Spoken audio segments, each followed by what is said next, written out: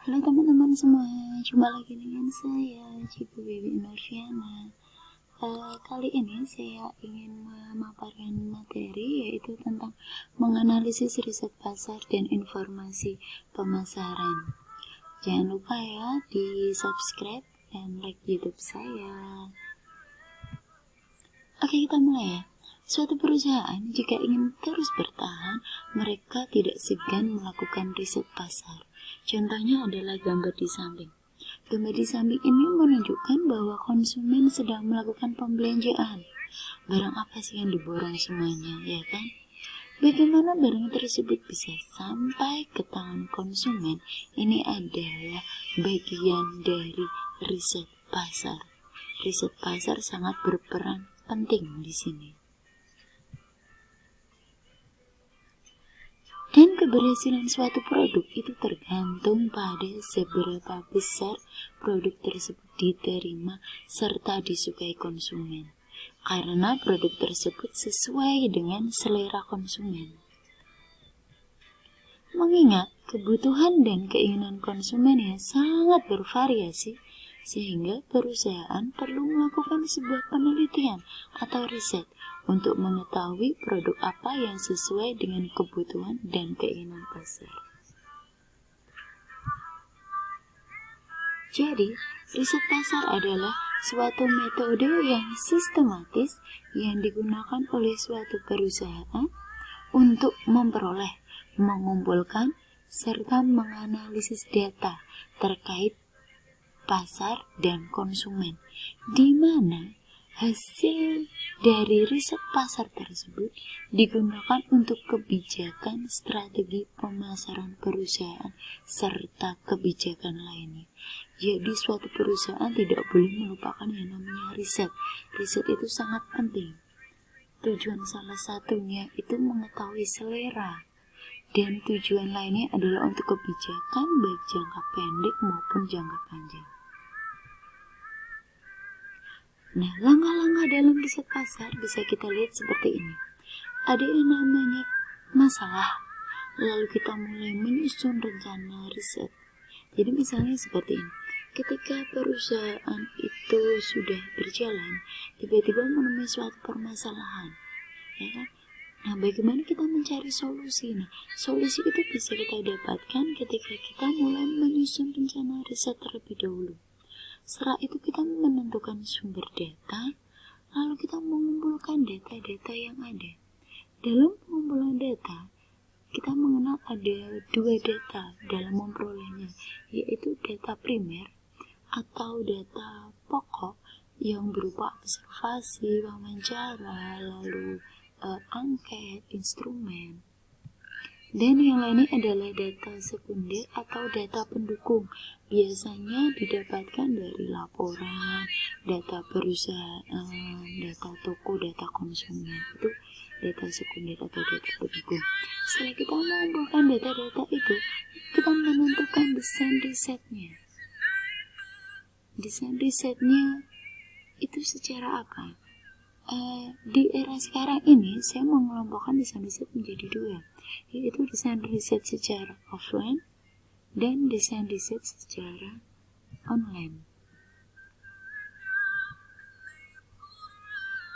Desain riset online ini saya tambahkan sendiri ya, karena kalau kita lihat kalau marketing dan riset itu masih di zaman dulu mungkin cukup offline saja, di mana dia cukup mengadakan penjajakan, sampel, pengujian, itu cukup.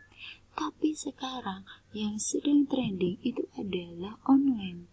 Kita tidak bisa lepas dari yang namanya online, di mana kita bisa melihat tren suatu produk itu. Salah satu yang bisa kita gunakan yaitu dengan menggunakan Google Trends. Jadi kita bisa memanfaatkan Google Trends tersebut untuk melihat tren atau perkembangan produk yang ingin kita riset. Selanjutnya, setelah kita melakukan riset baik secara offline dan online, saya rasa lebih baik menggunakan keduanya ya. Jadi biar lebih mendukung Selanjutnya kita melakukan analisis data, dan terakhir adalah pelaporan hasil riset, di mana hasil riset ini nantilah yang akan kita gunakan untuk kebijakan suatu perusahaan. Ini ya, saya contohkan seperti ini. Ada suatu perusahaan, contoh ini hanya contoh dan misal, mohon maaf, Indomie, misal, ini ingat ya, ini sekedar contoh. Misalnya suatu perusahaan Indomie itu sekarang melihat bahwa bahan baku yang dibutuhkan itu sedang naik harganya, misalnya saja. Nah, tentunya suatu manajer perusahaan dia mulai berpikir solusi apa yang terbaik yang ini tetap diterima di masyarakat, tapi kita tidak perlu menaikkan harga misalnya. Akhirnya dia melakukan yang namanya substitusi bahan baku atau menggunakan bahan pengganti, mungkin dengan terigu, tapi mungkin dengan dengan kualitas yang agak turun, atau mungkin mengganti awalnya tepung terigu diganti dengan tepung ketela atau tepung apa, misal ya, ini misal saja.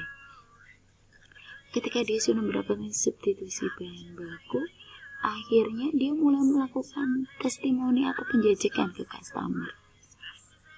Gimana sih responnya? Oh, ternyata enak ya. Akhirnya diproduksi massal ya, atau produksi dalam jumlah banyak. Tapi kalau tes di konsumer tidak baik, mungkin kita harus mengganti dan mencari formula-formula lain supaya produk itu tetap bertahan. Itu adalah contohnya. Sedangkan ruang lingkup riset pemasaran itu sendiri, menurut As-Sauri, bisa dilakukan yaitu yang pertama, untuk uji coba terhadap penerimaan sebuah produk baru. Lalu yang kedua adalah penelitian tentang harga di pasar maupun harga yang ditetapkan oleh pesaing. Yang ketiga adalah untuk mendukung proses peramalan jangka pendek dan jangka panjang.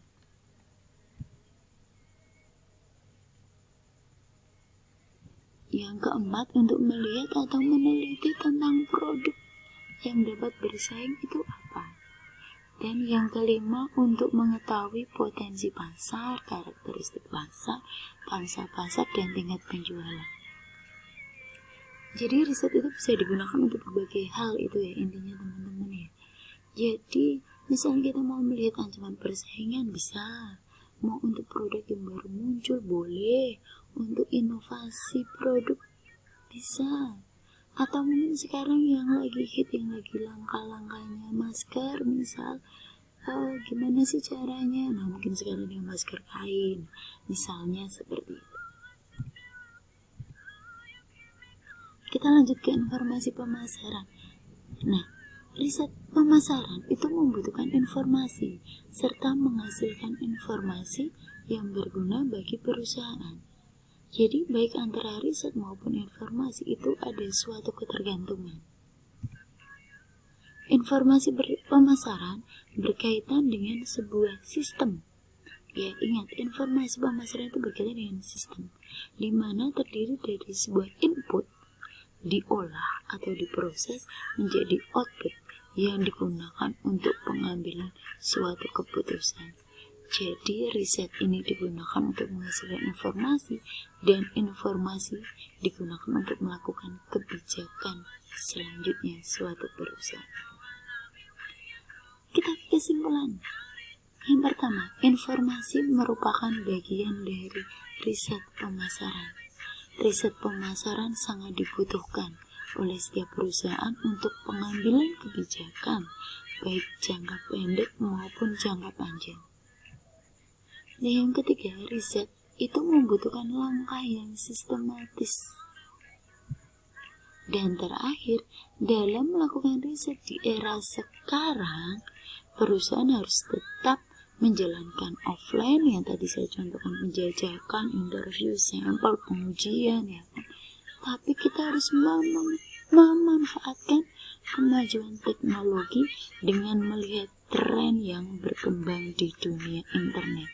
Yang tadi saya sarankan ada Google Trends, kita bisa melihat di situ bagaimana sekarang produk itu banyak dicari oleh suatu customer, apalagi musim-musimnya WFH, ya kan, SFH, shopping from home, ya pasti kita semuanya serba internet.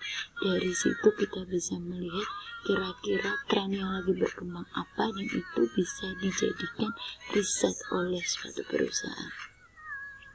Saya rasa itu saja dari saya. Semoga materi yang saya sajikan bermanfaat.